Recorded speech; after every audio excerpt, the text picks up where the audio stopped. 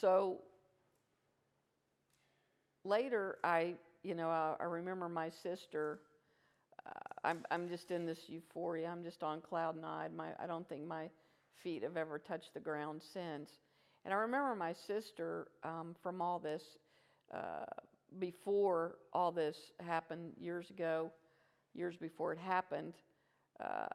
My mother had left town early. She was moving away, and I was going to get up, and she was coming over so we could see my mother off. And my sister got there, and my mother had already, this was at 5 o'clock in the morning, my mother had already left early and didn't say goodbye to us. And so when my sister came over, Jan, she said, "Where's Mom?" I said, "Can you believe it? She left already. She didn't even say goodbye. That really hurts my feelings." And my sister said, "Renee, you don't have any feelings." And I said, "I know, but if I had some feelings, they would have hurt my feelings." And that just goes to show you that that I didn't feel anything. And for years and years and years, I really didn't feel anything. And I didn't know how to feel anything anymore. And I was just really hard. And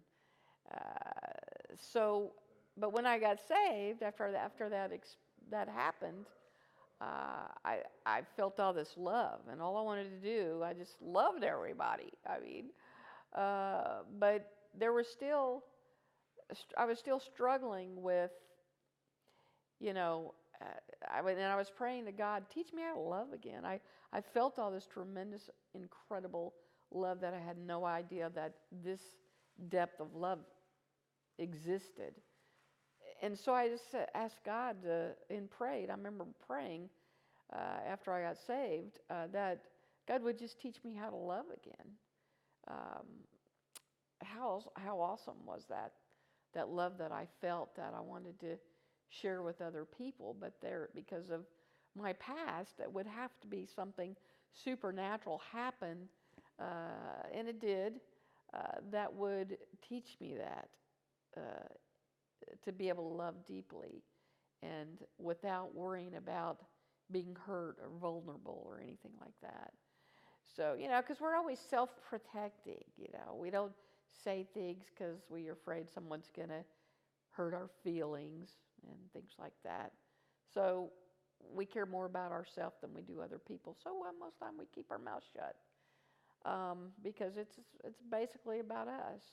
So I was praying also, I had been successful and built buildings and financially was successful, had money and things were going well, but it all seemed worthless.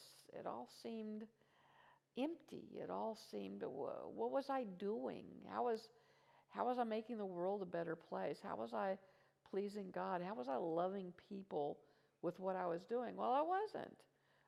People were objects for me to use for my agenda, to build my kingdom. And I didn't see people as people. I saw them as objects. And I really didn't realize it at that time. I think that would come later.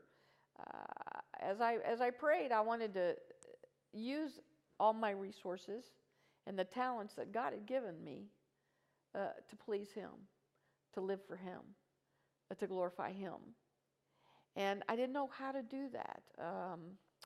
Nobody makes disciples anymore, so how do you get this God thing and this world thing, how do we get it to come together and lay it on top of each other and actually live the Bible and not just read the Bible? So I continue to pray for God to show me what I could do. I remember praying, put me in the game. It was like a football player wanting to play in the game, and he sits on the bench the whole time. I'm ready. I kept telling God, I'm ready. I've learned, I've studied, I'm growing, and I need to know what to do with the talents and the resources you've given me. So one night I was emptying the trash. It was really cool. It was beautiful. Clear night outside. You could see all the stars. And once again, I was praying, God, show me. What can I do? How can I serve you? I want this all for you. Everything I have now is all for you. And this, I don't know how to explain it, and I don't know if it's his voice or someone else's voice, but something said to me, you're going to find a better way. Now, it doesn't mean anything to anybody but me, because when in the 80s, when I was building office buildings in Bel Air, I had an architect. Her name was Teresa. She worked for me, and she had a child that was born severely disabled, intellectually, developmentally challenged, physically as well as mentally. And it was very traumatic for her. And as the little girl, Courtney, grew, it was, her and her husband divorced. She was trying to raise another son that was 4 or 5 years older than the baby. And after 6 or 7, 8 years, she couldn't lift the child anymore because she was having chronic back pain and problems. And eventually, I think as Courtney got a little bit older, she had to put her in a group home, which today is called the HCS program. But there was so much, it was, nasty place. There was abuse and neglect. The stories that she would tell me were horrible. And every time she'd call, I'd meet her at the hospital, and she'd be telling me all this horrible stuff. And I'd just say, God, there's just got to be a better way out there. I wasn't saved then. I didn't know. I would never be the person that was going to find a better way, because I was in real estate, and that's what I knew. And I couldn't do sick people because, if they're throwing up, I throw up. I hated hospitals. It was just, I would feel deathly ill someone was always dying in a hospital. So I couldn't do sick people. And so, it was really hard for me to listen to these stories, and much less, know what to do about some of this stuff and what the answer would be. And I just kept saying to her, there's got to be something else out there. There's just got to be a better way out there. And, as I would find out later, and as she would tell me, is that there's really nothing better out there. That's all there is. And I just must have said there's got to be a better way 100 times, thinking that it's out there somewhere. So that night, when I was emptying the trash and these words came back to me, well, of course, I immediately thought that this is God, and He's telling me, you're going to find a better way. And wow, the fact that I heard this voice, not audibly, but really inside, well, I thought, wow, this is awesome. I finally heard from God, and now I know what to do. And then I thought, in a split second, I had a panic attack, and I'm like, wait a minute, can't do sick people, ain't gonna do that. And he said, he gave me this sort of peace and a gentle shove in that direction. And then I thought, well, okay, maybe I can. And then I had another panic attack, and I said, but I don't know anything about this stuff. I wouldn't know where to start. And God just broke my heart to be around these people. And I got a calm and then a gentle nudge. And I said, okay, I'm done. But then I said, no, wait a minute. Give me something in real estate, because I know real estate. I don't know anything about this stuff. I could be really successful in real estate. I could really serve you in real estate. But you know what? Then I would take the credit. Then I would take the credit for whatever it was that He wanted me to do, okay? Because, I know real estate. I'm good at real estate. No, He wanted me to do something that I couldn't take the credit for, that I would know, oh, it's not you that's doing it, okay? And so I came up with the name Forgotten Angels, because I believe these people are really angels, messengers from God that they have sent to us for a reason. And I didn't really kind of understand the full part of that. People kept trying to put them in institutions away from the community, because we want to see perfect glamour, perfection, like they do on cover magazines. And, we want to see perfection and we want to be perfect. So, let's just sweep all this other stuff under the rug and don't pay any attention to it and put them in institutions or homes where we don't have to interface or associate or anything like that. So I thought, these are forgotten angels. They have a purpose. God even has a purpose for them. And so I began to try to get my license and start this program. I thought I'll have one person. I'll have Courtney. I told Teresa what I was doing, and she says, "Well, if you start this program, Courtney is going to be your first client." I said, "Okay, I'm doing it. I'm going to do it." Well, I had a caregiver that worked for me, taking care of my husband's father, and who was living with us at the time.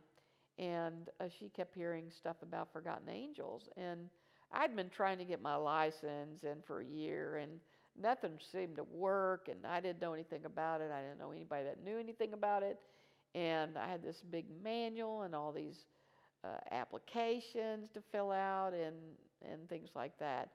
And I thought, I'll never, this is bureaucracy. I hate bureaucracy. That's the second thing. Sick people in hospitals. Second thing is bureaucracy. I don't do bureaucracy. I hate working with bureaucracy. It's a necessary evil, and it just is just a waste to me. And you just might as well beat your head against a brick wall as work with the bureaucrats. And so, that was the second thing that I didn't want to do in this project, but okay. The third thing was that I don't manage people, Bada bing, bada boom, do your job or you're fired, that's it, the end. That was my attitude towards people. I'm not going to manage people. I'm not going to train them and equip them. You can either do it or you can't do it. Okay, you're either in or you're out. No trying to make people better, help people up, nothing like that, because, that wouldn't accomplish my agenda. So they were just objects. Well, as I began to be in this program, this caregiver that worked for us, taking care of my father-in-law, her name was Margaret, and she asked me about Forgotten Angels one day. She says, "Wow, what is this program?" And I said, well, I started telling her about it. She says, when I was in Louisiana, I worked as a caregiver in this program. I thought, wow, okay, well, you're a piece of the puzzle. Okay, I grabbed her. I said, you're going to help me. Okay, you're going to help me figure this thing out. And later on, I found out that there was a lady in my office, Mary, who had come to me one day, and she says she'd worked for me as a bookkeeper, and she came to me one day and said, gee, I keep hearing about this Forgotten Angels. What is it? So I started explaining it to her, and she says to me, well, I have a daughter that's spina bifida, mental retardation, and physically handicapped. And I've never heard of this program. I said, wow, you've got to get in this. It's a 8 to 10 year waiting list, and you really need to get on the list. And so, those are two things that I thought, wow, this is really weird. She'd worked for me for 2 months. I'm a developer, so we had lots of projects. She was accounts receivable, accounts payable, and I really didn't know anything about her. I never really took the time to find out about people, to see what was going on in her lives. Didn't have a clue until that came up. So as we progressed in the system, she came to me one day and told me, 2 weeks later, she says, you'll never believe what happened. I got a call from the state, and it's a lottery you get every year. The state of Texas picks people, a certain number of people, to go into this, to get funds for the Medicaid waiver program, to be able to go into the program. She says, I got chosen, and unbeknownst to me, she said, somebody put Becky's, her daughter's name, in an ARD meeting on this list. So I said, wow, that's great. Who are you going to choose? So I thought, wow, could you ask whoever you chose if I can come to intake meeting to see, how this works, how this intake meeting works. I need to learn a little bit more about it. You had to have a case manager, you had to have a nurse. And so she had asked this company that does the same thing I was trying to get my license to do, if I could be involved in the meeting, and they were very gracious. They said, yeah, sure. So that day, she told me when it was. Mary lived in a trailer not too far from the office, so I went over that day to meet with them and find out how this intake meeting works. So at least I'd know another piece of the puzzle. Well, as I was sitting there on the side, kind of back out of the way, they were asking Mary a lot of questions on her background, diagnosis, medication she takes, and then they begin to get into the medical part of it. And Mary began to tell her all these medical issues that, oh my gosh, just kept getting worse and worse. And one of them was something about the rods being in her back, and as she brought her home, she had to keep these balloons inflated so that her skin would grow over the rods. And I mean, there was just all kinds of really technical medical things that was just way too much for me. And after a minute, I don't know what happened, but all of a sudden everybody turns around and looks at me and goes, are you all right? And I must have been green or looked faint or something, because they were very concerned. I was just, yeah.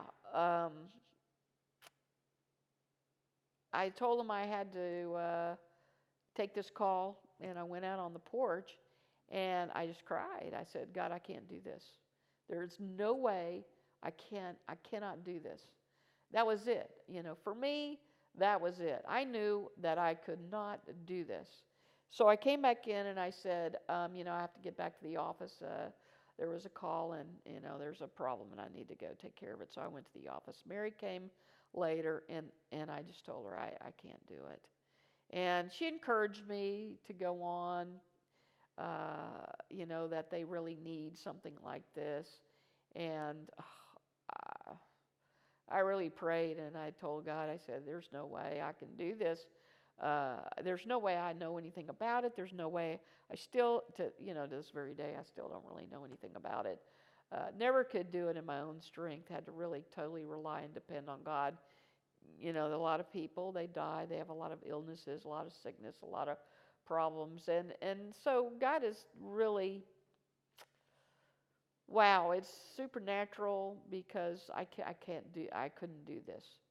And God has given me a lot of grace and a lot of strength to walk in places that I've never walked before and never would choose to walk before. And of course, I'm still praying, that God's going to teach me how to love, not realizing that He's going to use the angels to teach me this. So as we're trying to get our license, nothing's working, but eventually I asked the people that had the other program, I said, would you help me get my license? They were very gracious, and you have to take this test and answer 100 questions and get them all right. And the way the state works, there's zero tolerance.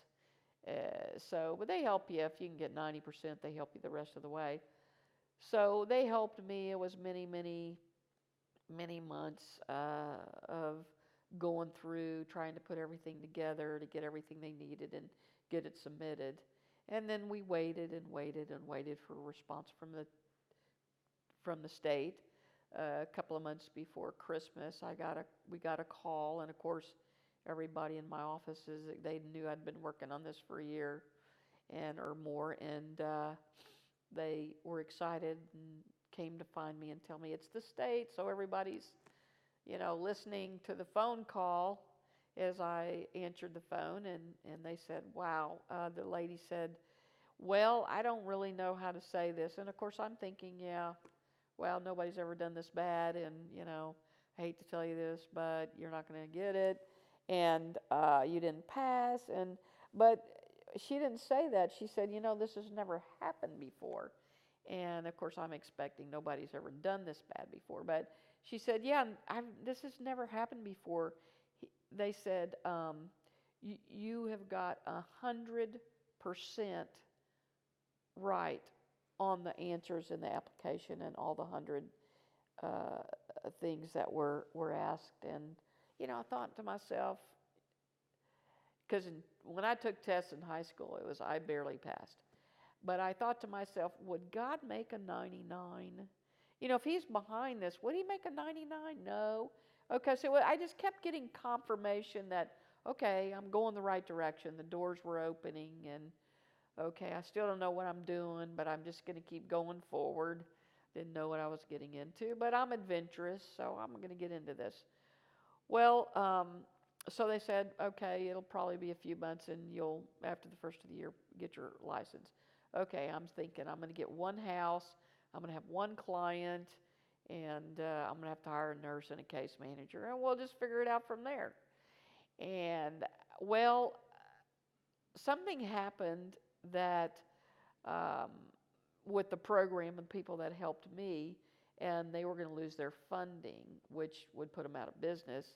And they had about 26 clients that they served. And they came to me and said, look,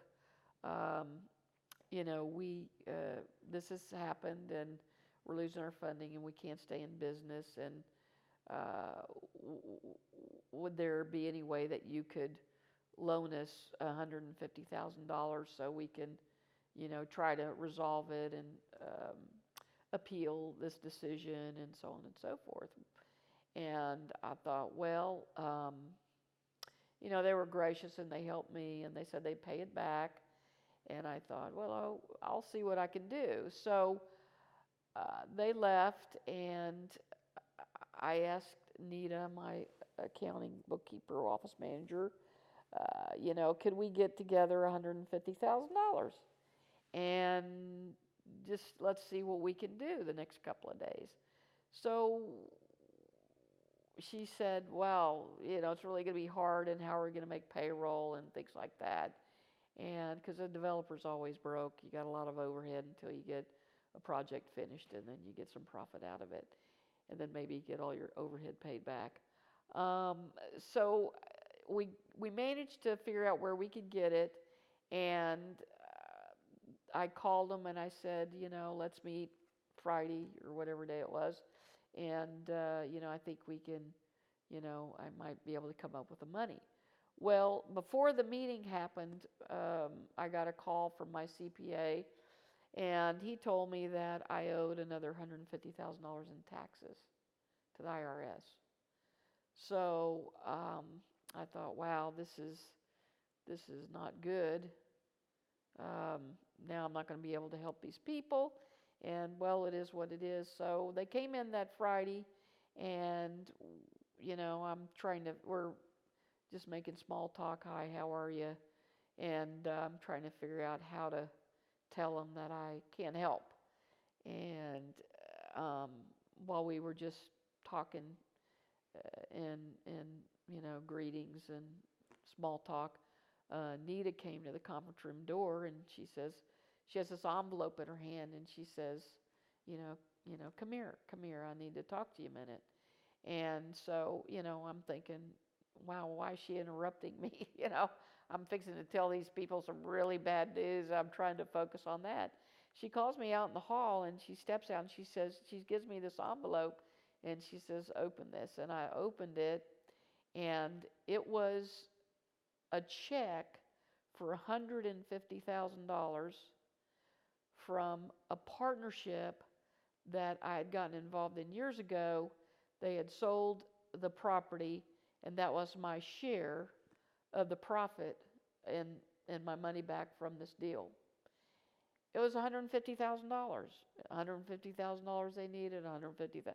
I mean, to me, that was like, okay, all right, maybe it was Satan, maybe it was God, I don't know, but hey, this means I've got $150,000, now I'm going to loan it to them. And Nita kept telling me, wow, you didn't even know these people. How can you just loan them $150,000? Well, it was just kind of a God thing. I told her, write the check to these people, and let's loan them $150,000.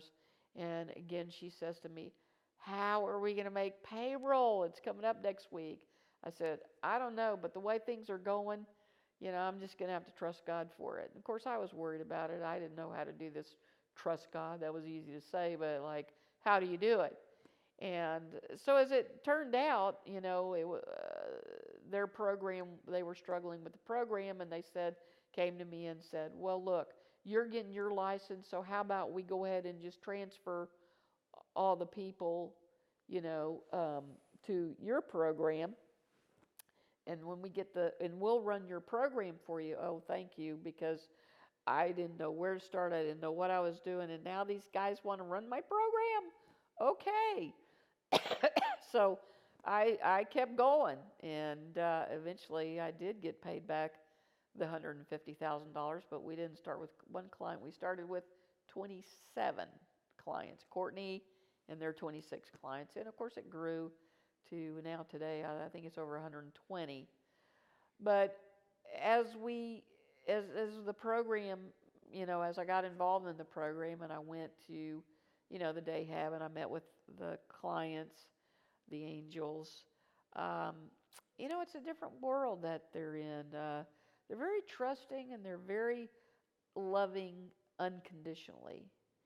And the one thing I learned, because my world was busy, stressful, lots of anxiety, lots of deadlines, yada, yada, yada, no people, no love, no caring. And as I would sit with them and visit with them, play games with them, I thought, what a world. This is just another part of life that I've never seen before. And loving you unconditionally in an adult body with a child's mind. I thought that's what God was talking about. Jesus and come to me as little children. Adults with childlike minds that just love unconditionally and trust. And if there's anybody that should be worried, it's them. But they're not. No matter how bad the circumstances were in some of the clients we ended up with, they just loved and trusted no matter who it was that was not taking care of them, that was, whatever the circumstances were, how difficult they were, they always loved. And they taught me, who would have thought? I thought God got me into the program because what I could do for them. No, God sent me there to teach me how to love. And that's what I learned from them, how to love and how to trust and how to just rest and relax and have peace, no matter what's going on around you. God really sent them into my life to give me something that you can't buy and you can't find. And it's only through, and I realize that this community, what does the world not have? Love. And who can really show that? This community of angels needs to get out in the community and show people, again, what it's like to love and be loved. And so my vision sort of changed, not so much me caring for them, which I do care for them, but it went out from getting them to the community so they could touch other people's lives and love other people, the way to reflect God's love. And so much in the program has changed and developed, and that's another story for another day. But and then it was all part of preparing me for, God prepares us, sends people into our life. I began to learn to love my son. I began a reconciliation with my son. I began to ask for forgiveness from him. I began a journey of trying to repair something that had been broken for a long time. And only God could do that. But he had changed me to the extent that he could use me to soften my son's heart and ask him to forgive me and break down the walls that he had built up that had come between he and I, um, that had done so much damage without really meaning to all those years. And in 2005, I was I went to New York and did a um, trip to tell the gospel and evangelize in neighborhoods up in the Adirondack areas. And I was put in a room. Roommate, one of my roommates was a lady that was she was a Christian, but she was full of stress and anxiety and on medication. And I mean, just the whole 9 yards. She was really, I thought I was a control freak. Well, I didn't realize I was a control freak, but she was a control freak. And when she now knew why she wasn't on medication, I said, you know what? The Holy Spirit's the God's in control. You really, if you let Him control, don't need your medication. She went off of it for a few days. And after about the third day, I was begging her to take her medication again, because when she didn't get her way, she would get angry and come up in her room, and she would just cry and just be so angry. And I said, just take your medication. And, I thought that was the answer. Okay. But she also shared with me, some of her struggles, that she had lost a child. He was probably 7 or 8 years old in a car accident years and years before this. And I thought, wow, I just told her, I said, I can't imagine what would be like to lose a child. And I really didn't really want to go there. And then, this was probably in May 2005. And then June 2005, I was at a stoplight, and I I had this sort of vision, and that it's really weird, because you get into these things sometime, and I was thinking, I was at my son's funeral, and which is really weird, and they were asking me if I wanted to say something to my son. And I thought, and of course I did. And I said all these things, that I should have said when he was alive. And this was just a vision. And then after a minute, I'm like, what am I doing? Why am I thinking this stuff? What's wrong? But I thought, you know what? I'm gonna go meet with my son, and I'm gonna tell him all these things that I thought about. I don't know why, but I'm gonna tell him all the things that I thought about that I should have said all those years, and that I never said. And what I think about him, how I admire him, how he's got a really good character, and he does what he says he's going to do, and he's got an inner strength that that is just, I think he was born an old man. He was just so much more mature character-wise than I ever could think of being.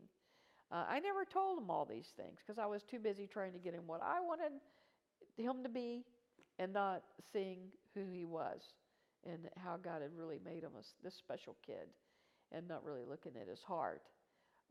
He had helped me build some Forgotten Angels houses, and he never got any credit for anything, and he just wanted to please me.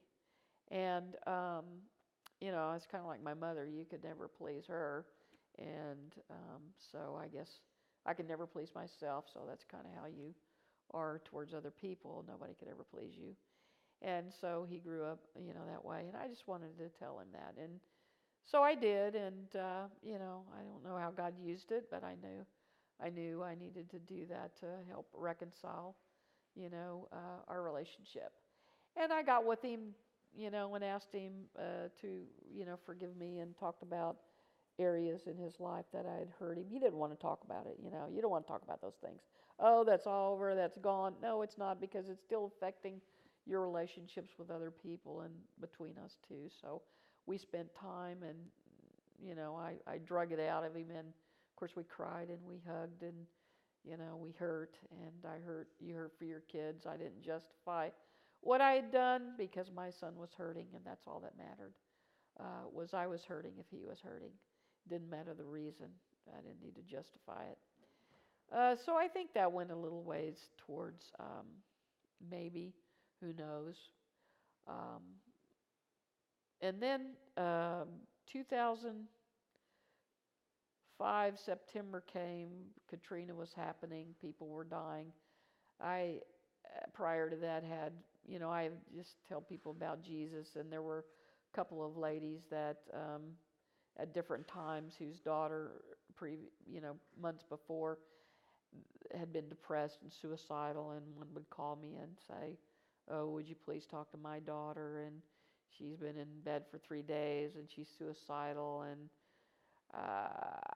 I didn't know what to say except tell them the gospel, to give them hope, and tell them about Jesus, that we desperately needed a Savior.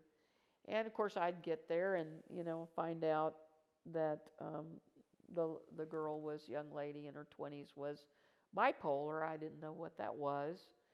I would come to find out how devastating it was, and that it was a mental illness, and supposedly it was a chemical imbalance, which I learned later that wasn't true, but that's all I learned about it. And there were two different young ladies that were going through this that I tried to tell the gospel to, and saw how destructive it was to kids and family members and spouses, and just how it was tumultuous, and it was just hell living around people that were bipolar. And then Katrina came, and people were dying. I was trying to help find apartments and places to live for people that were coming out of Louisiana. And in the middle of all that, my son, his wife, had evidently stayed out overnight with somebody and didn't come home until the next day. And my son was very angry, very upset, very hurt, and he sent her to her mother's, and he just went through excruciating pain, which I know what it's like, because I went through it with my first husband, and then I went through it with my second husband. He left me for a younger woman. My first one left me for an older woman. So I know what the pain is. I know how traumatic it is. I know how hopeless it is when you put your hope in somebody, and then that trust you had and that intimacy you have, and how it just totally destroys you. So I knew the pain he was going through, and I was also taking care of my mother, who died about 2 years later, but she had a lot of physical ailments. So, and then I was evangelizing another young lady that worked for Forgotten Angels that was going through a really, really tough time. In fact, she was spending the night at my house the weekend. My son had got strep throat on Friday after having a tough week of emotional trauma. I had gone to the doctor for them Saturday morning, got him soup, juice, visited him again that evening, and then had to go pick up some prescriptions for my mother. Couldn't stay. It was hard to go back and visit that, and really, all I could tell him was, don't do anything rash, don't jump to any conclusions, just, give it some time. And I really didn't spend the time there, because I think I didn't want to go back and revisit that part of my life either. Again, it's self-protecting. I didn't let myself go there and feel that pain. And I remember the time that, I was on the phone with my second husband. I was in an apartment. We were separated. My son was living with me. And he came up behind me, and as I was on the phone with my second ex, and, hadn't been divorced yet. And my son just came up behind me and put his arm around me. When I got off the phone, he said, "Mom, I love you." And, I remember that, and, I told him I loved him, but I didn't really get into the stuff I should have gotten into. But so he went through that strep throat. Saturday, he was very sick. Saturday night, I had to go later had to go take care of my mom, and then I had this other person that I was dealing with. And then I got up and went to church the next morning, and I called him after church, and I said, "Hi, hon, and want to see how you're doing." And he said, "Well, Sean is here. We're talking. I wanted to come over and, just check on him." And he said, "Well, his wife was there, and they're talking, and they're probably going to go out to a movie or something." So I said, "Okay, well, I'd catch up with them later." And so I spent time with this other young lady, and that evening my sister and her husband were coming into town, and we were going to dinner, and I was in my car in van with this other person that was struggling, that I'd been, witnessing to and telling the gospel to. And we got back home. I just drove up in the driveway, and I got a call. Was still sitting in the van, had just gotten out, was standing by the car, and the phone rang, and I answered it, and there was this person that was screaming and crying on the other side, and I recognized it. I thought I recognized it to be my son's wife. And I kept saying, what's wrong? What's wrong? Where are you? And I kept saying, just where are you? Where are you? I'm going to come to you. Tell me where you are. Tell me where you are. We got disconnected. And she called back a few minutes later, and all I could say was, Shauna, it was my son's wife's name. I said, it's all right. It's going to be all right. He's with Jesus now. Don't know where those words came from, but I said it several times. Don't know how or why I thought something happened to him, but I just knew he was gone, and I had this peace that I couldn't explain. And I finally, I'll skip around some things, but I finally found where he was, and I drove over there. This person was in the car. She didn't really know Christ, and she's observing all this, and I was very calm, and I had peace, and I found where my son was, and the police told me, and I went over there, and this girl was there, and I tried to comfort his wife, and they were in a parking lot. Evidently, they had gone out to get something to drink before going to a movie. Got into a fight at this place, and she threw his ring at him, and they went to get in the car, and as she got in the car to fasten her seatbelt, he pulled a gun out from underneath his car that had, underneath his seat, that had hollow metal bullets in it. Then he put it in his mouth, and he pulled the trigger. So I was trying to comfort her, and just give her some hope, and just be with her, and till her parents got there, and my husband had got there, and I was just praying, and there were a couple people that from, the police department that asked, if they could help, and I just said no. I said, I'm going to be fine. My faith is really strong. And I just kept saying, Lord, you're going to have to breathe for me, because I sure can't breathe. And I could feel the Lord all through this breathing for me, taking the breath, because I couldn't do it. It wasn't in me, and I knew it was God. Well, they took his wife to St. Joseph's Hospital, psych ward, and early the next morning, the mother called me and said, well, she said she was upset and she was frantic. They were going to Shauna was going to get out. She wouldn't stay, and they wouldn't give her any medication, and she was afraid of what she was going to do, and she didn't know what to do. And I said, well, I have a lady that's a psychiatrist that's on a retainer with my Forgotten Angels program, and let's just go see her. We'll pick Shauna up, and we'll go to see her. It was Saturday morning. It was Monday morning. This happened Sunday night. And so we went over there, and this friend of mine, talked to Shauna, and then she called me and the family in, and then the words came out of her mouth.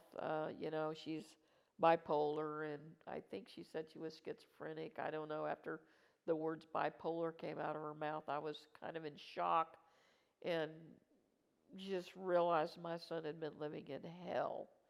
And not only did I find out later that Shauna was bipolar schizophrenic, maybe, but that her mother was even worse off than she was. What a mess. And who did my son call for help? Her mother. Anyway, I'm sure he got terrible advice. But anyway, to make a long story short, so we got her on medication. They got her prescribed on medication, and then, well, there was this other hurricane coming through after Katrina that was coming to Houston, and I had to work on immediately. I had to get my son buried. Luckily, my sisters were there because I can't tell you what happened after that. They kind of took over and did the funeral, and then with the other hurricane coming in after Katrina and coming into Houston, I had to figure out, we had to evacuate all my clients in all the houses. We had, I don't know, 100 people, I don't know how many houses, so we had to make sure they had medication, food, diapers, nurses, case managers, where we were going to evacuate him. It was quite an ordeal that took a frantic many days to try to get everything organized so that we could pull the trigger and when we decided that we needed to evacuate. It was a very traumatic ordeal on top of everything else. It was emotionally exhausting, physically exhausting, and so we finally evacuated, and then coming back, trying to get them back, didn't have electricity in the houses.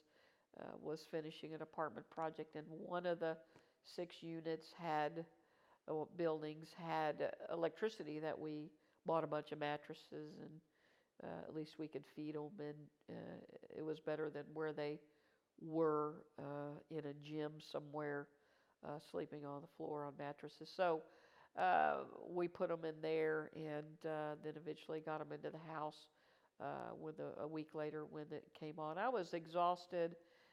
Hadn't really had a chance to grieve, and so I told my husband, wow, I'm just exhausted. And he said, well, I'm going to Matagorda fishing. Why don't you come with me? We'll stay a few days there, and you can kind of regroup. And I thought, well, I'll mail thank you cards. I brought the cards from all the flowers and the people that sent condolences, and I'll send thank you notes. So, I think 4 or 5 hours before we're going to leave, my son's wife called and said, hey, what are you doing? I said, well, we're going to go away for a couple of days. I'm really tired, and she says, oh, well, I'm really tired too, and can I go with you? And, I thought, well, maybe she can help me sign the cards, and, I'll have a chance to talk to her about the gospel and hope and just see how she's doing and minister to her. And so I said, okay. And so we drove down there. I drove in my car, she drove, and then my husband went in his car and took the boat. And we ended up later that evening at a shrimp in Matagorda, some kind of shrimp festival. And there was beer drinking and stuff like that, and alcohol. And Shauna, on all her medication, decided she was going to drink despite my warning her. Of course, my husband kept telling me, "Hey, look, she's in her 20s, she's an adult.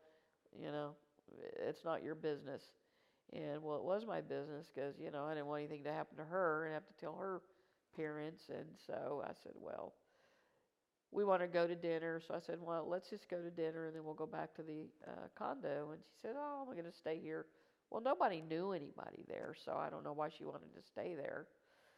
But anyway, to make a long story short, she stayed. We left, went home. She never showed up that night. And I'm worried to death. I'm pacing the floor. I'm waiting.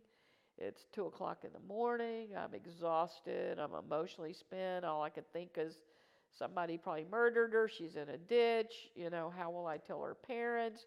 I can't do this again. And I just can't tell you how emotionally drained I was.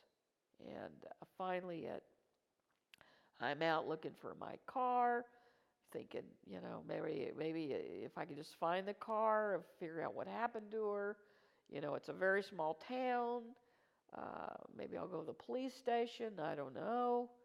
And I drove and I drove and I drove, and I'm thinking all these horrible things, and I'm going to have to call her parents, and I just can't do this. And so I go back, and probably about 6:30, I'm up all night, and Mac, he's asleep, and he's not going to worry about it. And she's a big girl. And so about 6:30, she calls, and she says, "Hi, it's Shauna." And I said, "My God, Shauna, why didn't you call? Where have you been?" And she says, "Well, I didn't want to wake you up." And I told her, I said, I hadn't gone to sleep all night. I've been worried sick about you. I've been searching everywhere for you. And she says, "Oh, well," she says, "I'm okay. I'm going to come home. I'm really tired."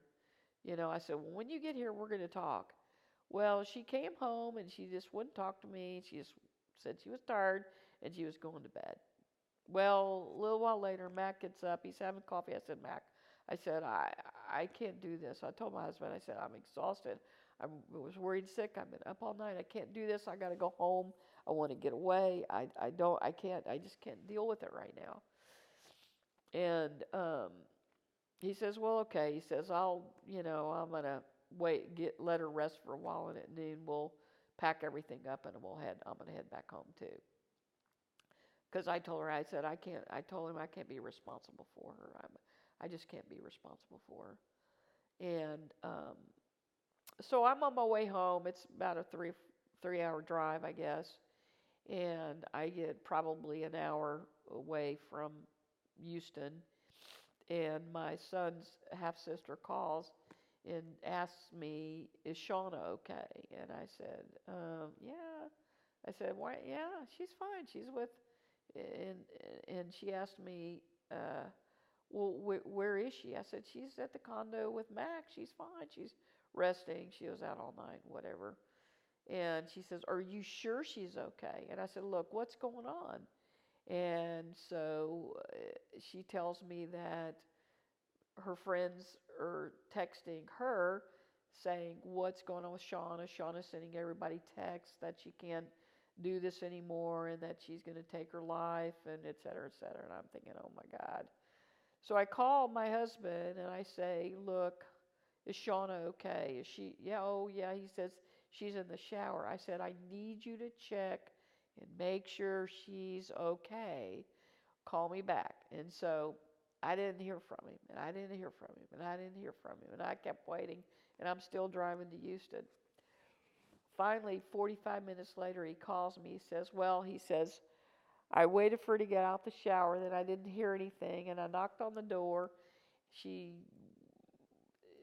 told her to leave her alone." He came in anyway, and he said, "Shauna, what did you do?" And "I'm going to call an ambulance, and you need to tell me what you did." And she said, "None of your business." And he said he called an ambulance, and she said, "Well, Uh, when they get here, if I don't want to go with them, they can't take me. I know how these things work. I've done this plenty of times before. I'm thinking, Max thinking, okay, well, the ambulance is going to be here in a minute. By the time the ambulance got there, she was gone, comatose, out of it.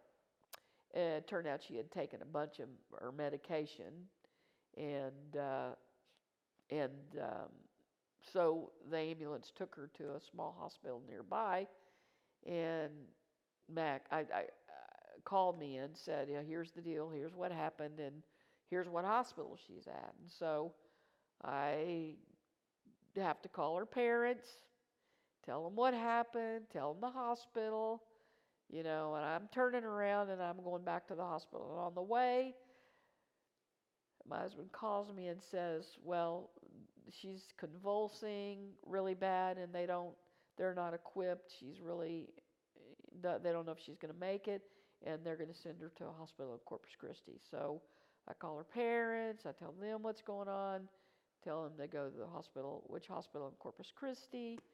And so 3 or 4 hours later, I don't know how many hours later, we get there and they're still working on her, trying to save her. And so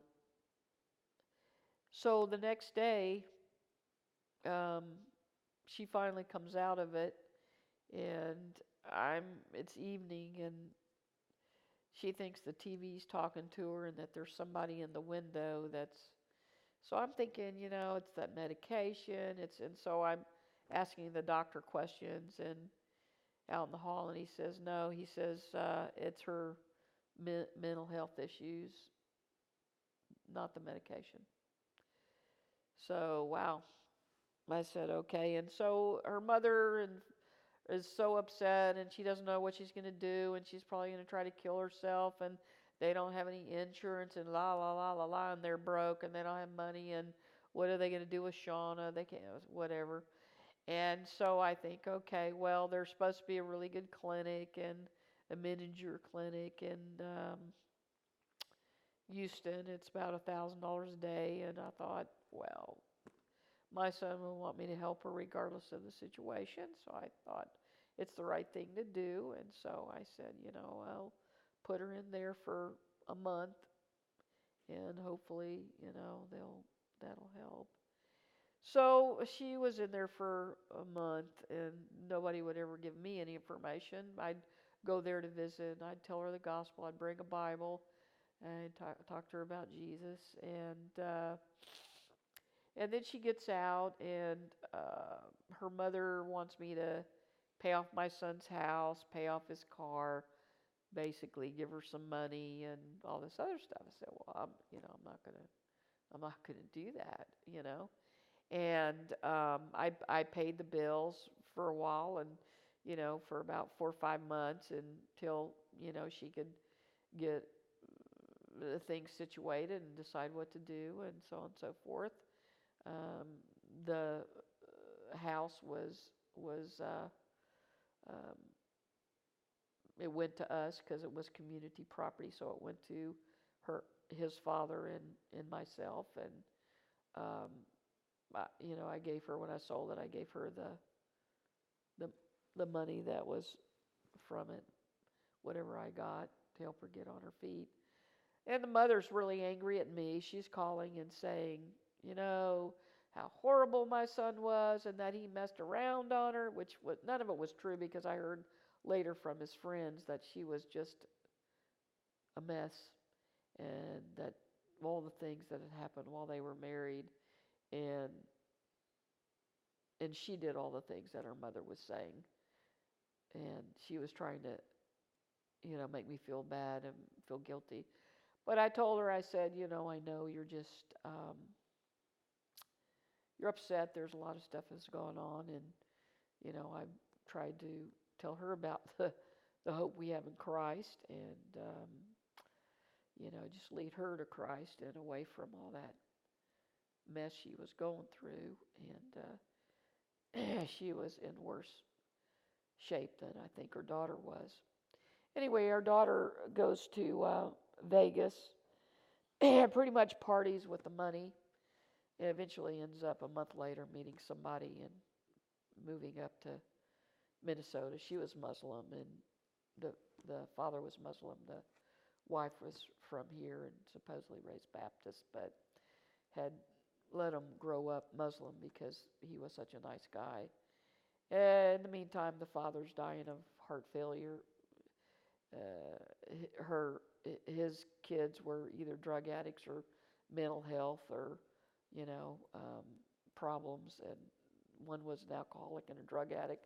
The other sister was a drug addict too. So the whole family was a mess. The father was just hanging on, and his health was failing. He eventually died 2 years later of heart failure, and the mother was institutionalized while the daughter was up in Minnesota, just went on with her life.